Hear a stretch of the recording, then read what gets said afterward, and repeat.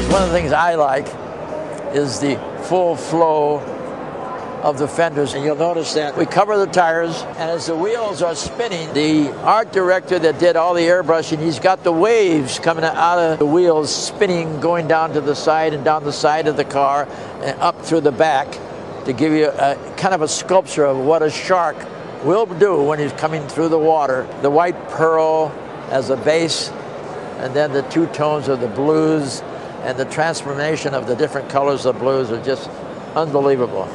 We really didn't have a color of a design on the paint. We were going to do blue, we were going to do white, we were going to do blue on the bottom, and George wanted to have some white waves. So Jerry sat down with myself and we decided to do the white pearl, and we needed to put some water on the car. Some kind of like ocean waves, whatever, that kind of effect. We got a phone number for a gentleman in New Jersey. His name is Jonathan Pantaleone. In my opinion, he's probably one of the best airbrush artists I've ever seen before. Predominantly, he does motorcycles. Okay.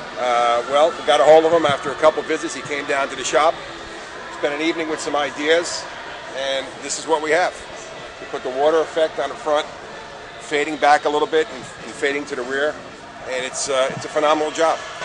When we talked to George about doing the water and the waves, George, in his infamous ways, decided to go to the store and pick up 4 or 5 surfer magazines.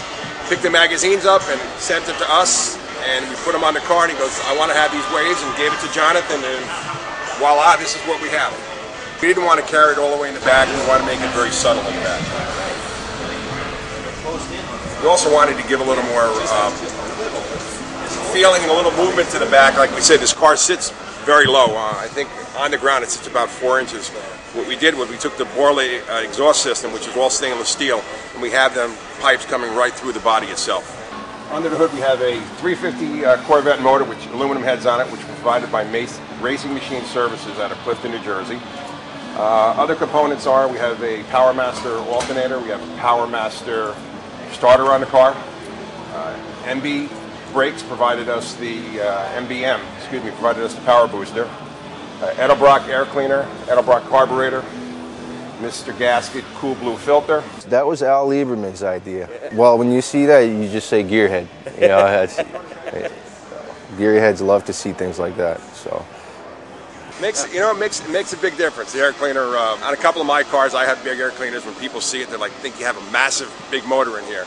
And we had a little one on here, it was probably about maybe 2 inches tall or something, and we found the cool blue, put a big one on, and it makes a big difference. And it matches the car perfectly. Transmission on this car was provided by All Star Transmission out of Malden, New Jersey. As we got into the motor compartment, we decided we were going to put headers on the vehicle, but we couldn't get headers to fit. So we managed to get ourselves some stock Chevy exhaust manifolds, and they were in pretty bad shape when we got them. Well, again, our good friends at Airborne Coating, we decided to send it out to them, and they put a custom ceramic coating on it, and I got to tell you, looks like gold. Motor fits pretty tight. We made a few modifications into it to get the radiator fit. The radiator was custom made by PRC Radiator. What's really unique, and I feel it is a big eyepiece to the car, is the swing arm itself to hold the hood open. That's a custom-made piece by Smart Parts out of Canada. We have one on here now, but eventually we're probably going to put one on the other side because of the weight of the hood itself. We have an estimated weight on this hood of probably 150 pounds. And the reason why this hood is so heavy, all these bars itself were all stainless steel, and then we sent them out and we got them chromed. So it's kind of unique about it. Jerry and I fabricated some special brackets for the alternator because nothing was available for the position that we wanted to put it in. So we fabricated the bracket and had it chromed. If you can see down there, you see those brake lines? Those brake lines are bent, and you can't buy the lines. You have to make them all up yourself and have them chromed. So that's what we did. Another special feature about this car is because of the location of the rack and pinion, which is down below, we had to fabricate the steering to go through the frame via a pipe.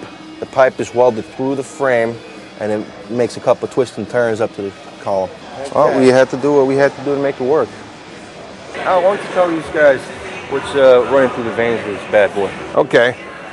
Well, we decided to go to Lucas Oil. I have friends at Lucas Oil, and they're providing the total lubrication on this for the oil and also for the transmission fluid. The fuel is provided by Sunoco. We decided to go to close to a 98% octane, which was a racing gasoline. So this thing will have a little bit thunder, it will have a little bit rock, and it will make a little noise. What are you rolling on? Well, I got to tell you, as you know, when you're building a custom car, street rod, hot rod, or any kind of restoration, you got to think about how it's going to look, wheels and tires. Well, some of our previous cars, we decided to go with anything from 18s to 20s to 22-inch wheels.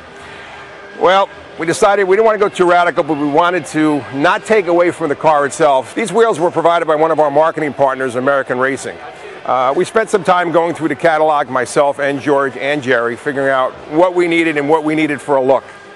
We went with a model called the Hoopster. It's a very common tire in the street rodding and hot rodding industry, and it has a very good look to it. What's nice about it, it's easy to maintain. It has a chrome center.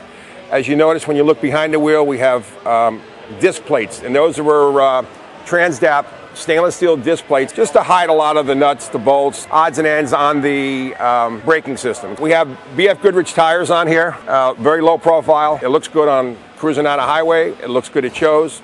Easy to maintain, easy to keep clean. So let's go take a look a little bit of the inside. Come around this side over here, and he'll show you how these suicide doors work. As you'll notice, when Jerry opens the door, it doesn't open normally. It comes from the front to opens to the rear. That is so you can get easy entrance and exit into the thing. And notice the emblems that say Shark into the door, embezzled in the door, also into the seats. And then the dual cowl that's floating in the back that separates the rear seats from the front seat. All street legal. And take a look at the dash.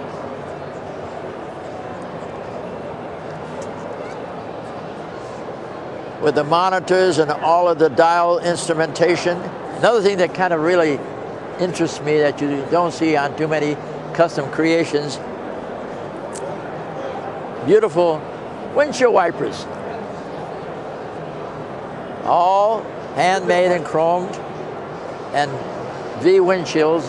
So that's what makes a fine, beautiful looking piece of art, the workmanship of a craftsman.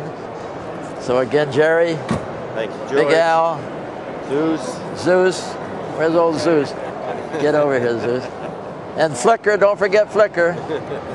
Okay guys, hands in the middle.